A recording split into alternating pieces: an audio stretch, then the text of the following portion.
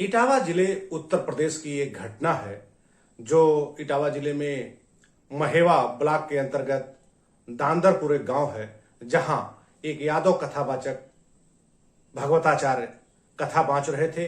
उनके साथ एक और यादव और एक कठेरिया, दो सहायक लेकर के वो भगवत कथा बांच रहे थे। दूसरे दिन उन कथा सुनने वालों को ये पता चलता है कि वह यादव जात के हैं, इसलिए उनको बहुत प्रताड़ित किया, उनकी चुटैया काट दी, उनके बाल छिलवा दिए, उनकी जमीन पर नाक रगड़वाई, उनसे कार में पंप से हवा भी भरवाई और मारा पीटा, जात सूचक गालियां भी दी।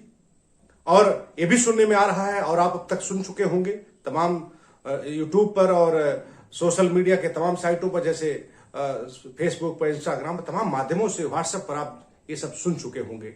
इसका विश्लेषण मैं करना चाहता हूं। यह भी सुनने में आ रहा है कि उन्हें किसी महिला का पेशाब भी उनके ऊपर छिड़का गया।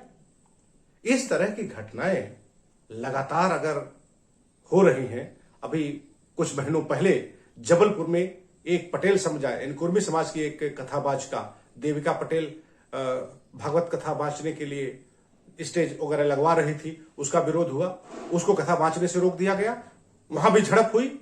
ये क्या है? क्या हम हिंदू उनकी गर्ज को साधने के लिए है? क्या वो अपना गर्ज हमसे निकलवाने के लिए, हमसे कुछ लेने के लिए, पाने के लिए हमें हिंदू कहते हैं, हमें धोखे में रखते हैं? और जब कहीं समाज में संविधान के अनुसार बराबरी की बात करते, संविधान क्या कहता है? कोई भी व्यक्ति कोई भी विषय पढ़ सकता है, सब समान है। संस्कृत भी पढ़ सकता है, पाठ कथा सुन सकता है, सुना सकता है।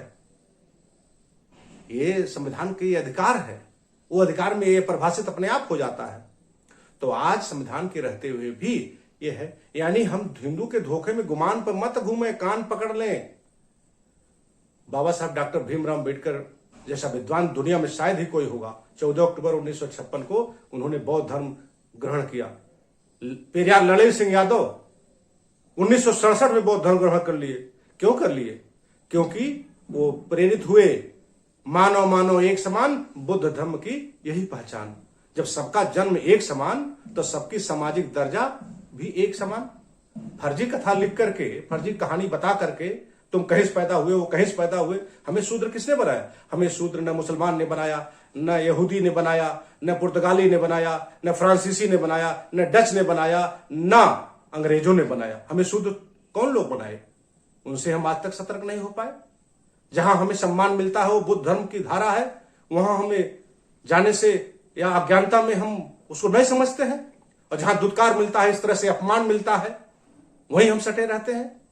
ये पुनर्विचार का प्रश्न है।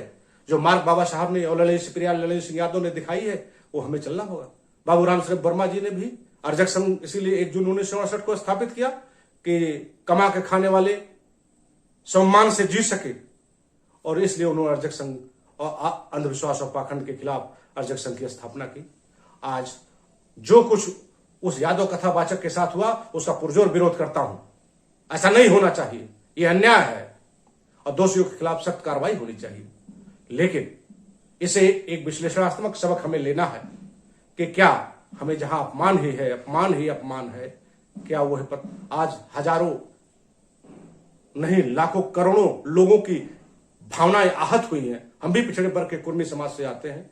अगर हमारे पिछड़े वर्ग के किसी भी जात के साथ इस तरह के अमानवीय घोर अत्याचार, उत्पीड़न, मारपीट की घटना, सिर छिलवाने, नाक रगड़वाने की घटना होती है, तो यह हमें बर्दाश्त होगा क्या?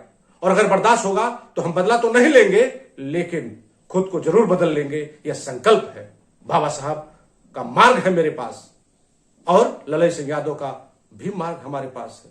केरल में इसी तरह की इससे भी बड़ी जघन्य घटना हुई, जिसमें दलित समुदाय के 2 व्यक्तियों को चारा खाने के लिए रगड़वा रहे हैं, मजबूर कर रहे हैं, मारपीट करके उत्पीड़न कर रहे हैं। ये कब तक चलेगा भाई? ये कौन कर रहा है?